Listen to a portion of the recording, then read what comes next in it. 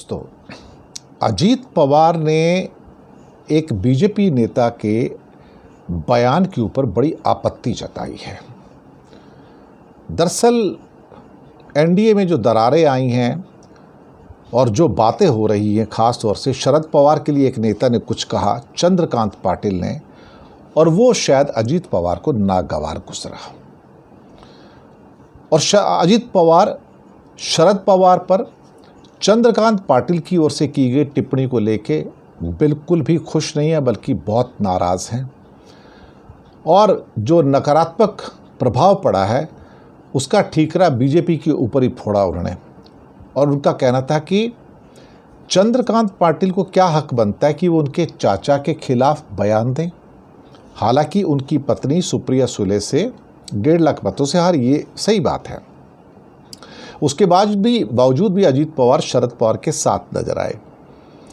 अब उनका क्या कहना था कि चंद्रकांत पाटिल ने क्या कहा, मैं और मेरी पार्टी के कार्यकर्ता चाहते थे कि बारामती में शरद पवार हार जाएं और हमारे लिए इतना ही काफ़ी है।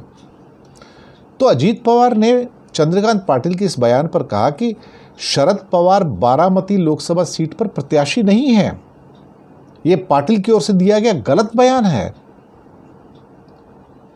वो इस किस्म का बयान कैसे दे सकते हैं। और अजीत पवार ने कहा कि मैंने तब ये कहा था और मैं अब भी कह रहा हूं कि लोगों को चंद्रकांत पाटिल का बयान पसंद नहीं आया कि शरद पवार हराने के लिए, कि वह शरद पवार को हराने के लिए बारामती आए हैं। बोलता नहीं, मैं शरद पवार को हराने के लिए बारामती नहीं आया हूं और शरद पवार हमारे प्रत्याशी भी नहीं है वहां पर। आप इस किस्म की बातें करके दरअसल एनडीए में दरारें डाल रहे हैं। और इस बयान को लेके मुझे लगता है कि काफ़ी कयास शुरू हो गई एनडीए के अंदर और बीजेपी के अंदर, क्योंकि ये एक किस्म से बीजेपी नेता के खिलाफ जो बयान आया अजीत पवार का, वो अपने आप में बहुत ही महत्वपूर्ण है। और कहीं ना कहीं वो अपने चाचा शरद पवार को सपोर्ट करते नज़र आए।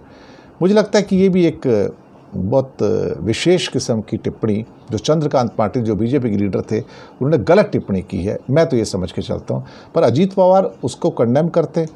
इस बात ने ना केवल चंद्रकांत पाटिल को चौंकाया, बल्कि पूरी बीजेपी की जो बाकी पार्टी, वो भी चौंकी कि अजीत पवार ने उनकी पार्टी के नेता को, चंद्रकांत पाटिल को क्रिटिसाइज़ किया। शुक्रिया।